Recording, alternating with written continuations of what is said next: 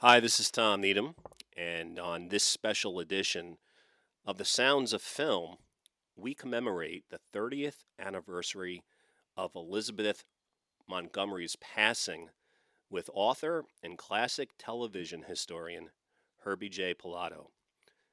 Pilato is a close friend of the beloved Bewitched star, and he joins us today to discuss his definitive biographies, Twitch Upon a Star and The Essential Elizabeth Montgomery.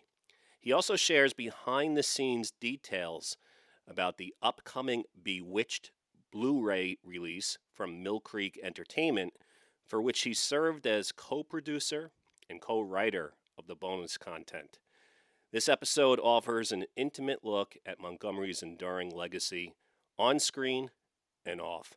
Herbie, thank you so much for joining us on The Sounds of Film. Thank you, Tom, for having me. And hi, everybody. Yeah, it's great to have you back on the program. I understand that you actually were friends with Elizabeth. Is that correct? Well, I was close with her, that's for sure. I mean, as far as I was concerned, she opened up her world to me. She trusted me as a journalist and as a human being and as a fan of Bewitched. She did not really grant interviews extensively in general, and certainly by the time that I got to her, which was May 1989. Bewitched was long in her past, and but she trusted me. She appreciated my appreciation of what the show was all about. I know that she did a lot of amazing work throughout her career, but what do you think is the reason that Elizabeth Montgomery's legacy has continued on in so many eyes due to the popularity of Bewitched in particular? Well, when you watch Bewitched, or when anyone watches Bewitched, when you see Samantha, that's who Elizabeth was. I mean, it was the truth of who she was as a human being came out as Samantha the Witch. I say this all the time, and it's true. She made witches likable and believable because she was so likable and believable in that role. I mean, she did hundreds of other characters before, during, and after Bewitched. But that role just was like she was born to play it. She came from a very prestigious background in real life. And, her parents were Robert Montgomery, the great screen actor of the 30s and 40s. And then in the 50s, he did the Robert Montgomery Presents anthology series in which Elizabeth made her TV debut. And her mom was Broadway actress Elizabeth Bryan Allen. And so, they were a very uppity, I hate to say that term, but um, family, and Elizabeth could have easily become arrogant or affected by the Hollywood machine or whatever. She didn't care about that. I mean, she loved to act. Like so many British actors, they'll do anything because they just love to act. Elizabeth loved to act. And even though her father was against it, he didn't want her to really follow his footsteps, not because he didn't want her to follow his footsteps, but he didn't want her to go through the trauma of what sometimes being in the public eye, does. So she just, she and Bill Asher, who was her husband, second husband, before Bewitched, they had been wanting to get together to do something on a weekly television show. And they had done the movie. They met on the set of Johnny Cool, a feature film, a low budget feature film from 1963 that he directed and she starred in. And they just, didn't like each other at the beginning, but they fell in love by the end of it, and they ended up getting married. And then they wanted to do something on television because television lent to a more structured lifestyle. Elizabeth was very family oriented. So they found Bewitched. Long story short, they had a show in mind called The Fun Couple. And it was about a garage mechanic who fell in love with this very wealthy, rich woman. Hmm. And so they brought that idea to their friend Harry Ackerman, who Bill Asher had known from his CBS days. Harry Ackerman was a CBS executive while Bill Asher was directing I Love Lucy. And now Harry Ackerman was the head of Screen Gems, which was the TV division of Columbia Pictures in 1963.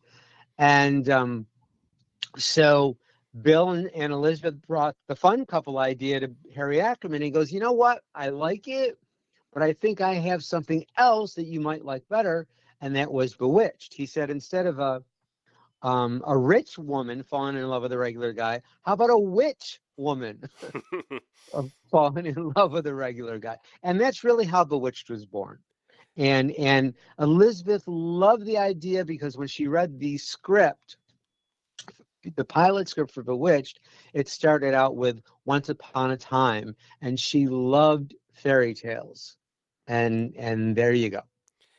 You mentioned that Elizabeth was Samantha, that there were similarities between the two. What in particular, personality wise? Well, she did not.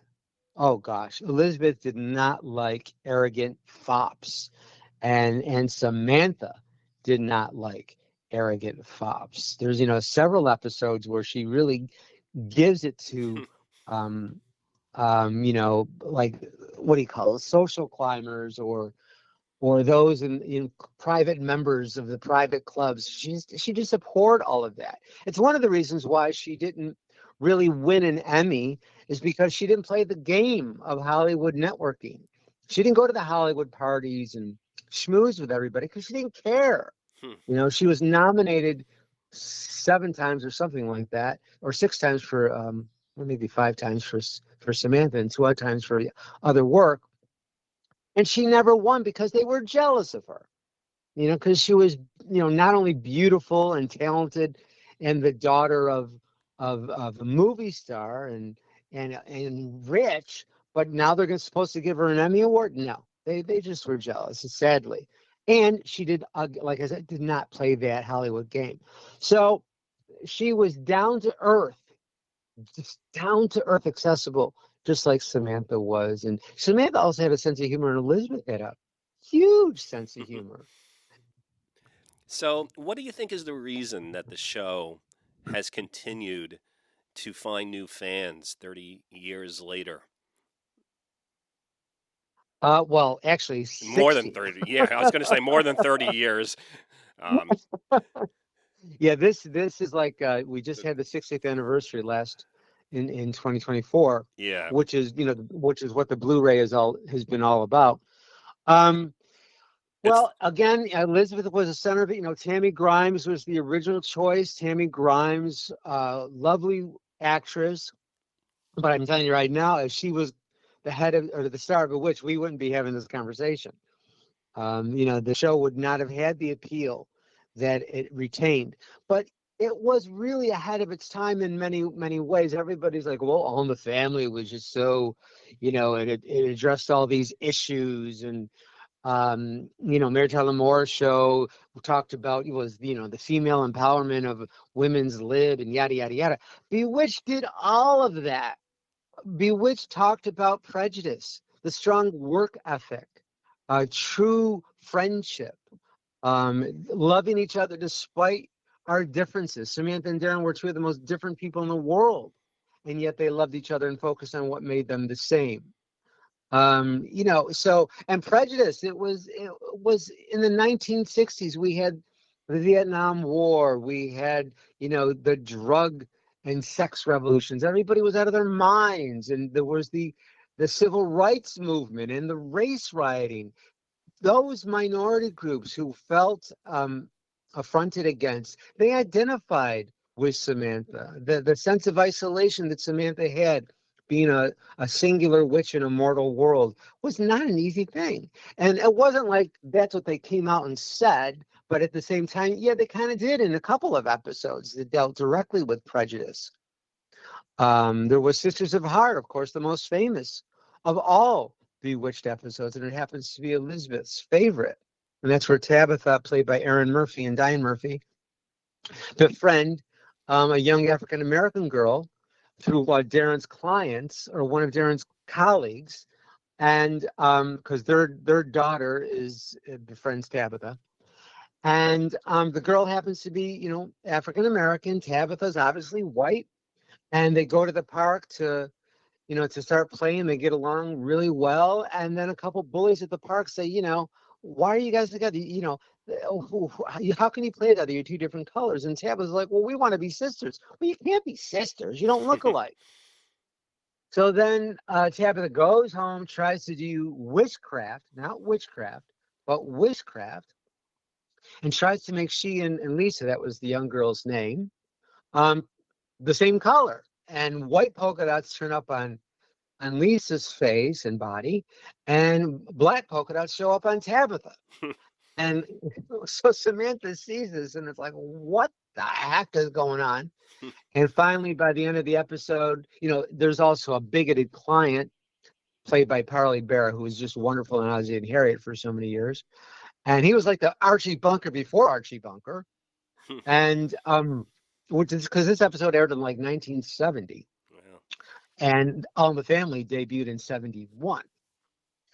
Actually, a month after Sisters at Heart debuted. So by the end of the episode, Samantha's like, honey, you don't have to look alike to be sisters. As a matter of fact, all men are brothers, even if they're girls, which is a pretty fantastic line. Wow. So there was just so much, and Elizabeth did so much for the disability community. She lent her time and effort and money to reading audiobooks. She was one of the first celebrities to support those suffering from AIDS. She was a huge supporter of just so many different minority groups. She was just a beautiful human being all the way around. That's great. You did some work for this Blu-ray that's coming out, and I was curious about the whole Dick Sargent um, issue. What did you learn about that, and is there anything that fans can learn about that period when there was the changeover on the show by listening to some of the commentary on the Blu-ray? Yeah, well, yeah, certainly we talk about that. We have Chris York, who is the son of Dick York. He's on the audio commentary for several episodes. He's in the documentary that we did specifically for the Blu-ray. We have Eric Scott, who was a guest star on Bewitched before he did the Waltons. We had Ricky Powell, great Ricky Powell, who was on the Smith family after Bewitched. And then we also have Dave Mandel, who played Little Adam Stevens. And then we also have Johnny Whitaker, who played a guest starred on the show. He would do Family Affair, and he guest starred in Samantha and the Beanstalk, and a lot of other people involved with the show. It's just amazing. So regarding Dick York and Dick Sargent and the big change, first of all, this is the first time I'm saying this publicly now. Roddy McDowall was the original choice for Darren. Oh wow. Yeah, amazingly, he was good friends with Tammy Grimes, and Tammy Grimes wanted him to play Darren.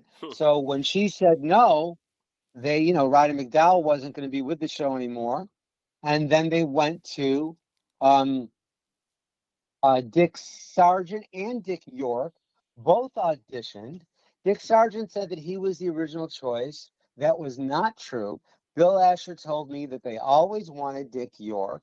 Dick Sargent did audition, but he couldn't have done the show anyway because get this, he was doing a show. He was contracted to do a show with Tammy Grimes, of all people, called The Tammy Grimes Show, on which he played her twin brother, and her character's name was Tamantha with a T. I mean, it's Wow. just crazy. It's just crazy. So, Dick York was definitely always first choice, and then when he left the series due to health reasons, they went back to Dick Sargent and said, are you free now? Can you do the show? And he called up Dick York, who he was friends with, and he asked, "Is this okay if I do this? I don't want to hurt your feelings. I don't want to, have any issues. You're my friend." And Dick York gave his blessing. Dick York did not want to leave that show. He just felt because he got addicted to painkillers. I mean, we talk about this, and Chris York has talked about this.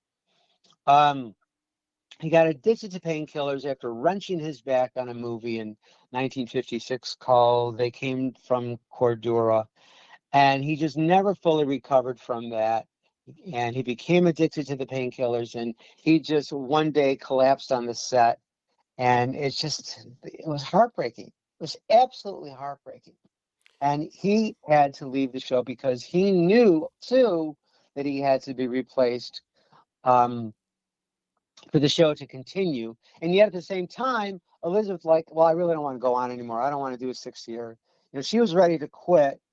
But also too, Dick York told me later, had he been given that summer to rest up, the summer of '69, which was his last year on the show, he would have been able to continue the series. Oh, So who knows, how that would have turned out. It certainly would have been great.